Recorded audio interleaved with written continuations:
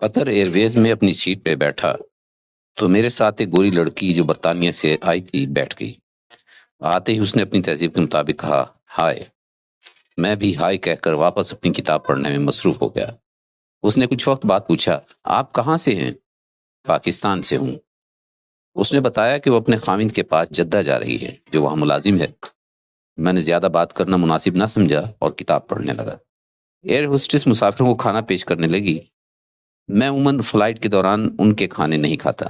احتیاط کے پیش نظر ہمیشہ فلائٹ میں اپنے ٹفن سے کھانا نکال کر کھاتا ہوں۔ اس لڑکی نے اپنے سامنے کا میز کھولا اور اس پر کھانا لگوا لیا۔ چونکہ وہ میرے ساتھ ہی سیٹ پر تھی اس لیے مجھے اس کے حرکات کا علم ہو جاتا کہ وہ کیا کر رہی ہے۔ اس نے اپنی بچی کو گود میں لٹایا اور چمچ سے چاول لے کر اپنے منہ میں ڈالے۔ چھوٹی سی معصوم بچی نے پیاری آواز میں کہا مما، یعنی گویا احتجاج ہو رہا تھا کہ مجھے بھی دیں۔ تب ماں نے چمچ میں تھوڑے سے چاول لیے اور اس کے منہ میں ڈالے۔ جب بچی نے کھا لیے تو ماں نے مسکراتے ہوئے کہا سے تھینک یو، یعنی کہ آپ کا شکریہ۔ ماں نے پھر کھانا شروع کیا۔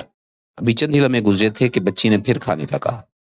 ماں نے تھوڑے سے چاول چمچ میں لیے اور اس کے منہ میں ڈال دیے اور کہا سے تھینک یو۔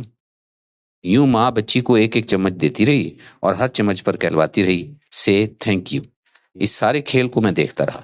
اتنے میں کچھ چاول ماں کے کپڑوں پہ گرے تو بچی نے ماں کے لباس کی طرف اشارہ کیا۔ مام۔ ماں نے ٹیشو پیپر سے کپڑوں کو صاف کیا، بچی کو پیار سے بٹھا کر بولی تھینک یو مائی چائلڈ۔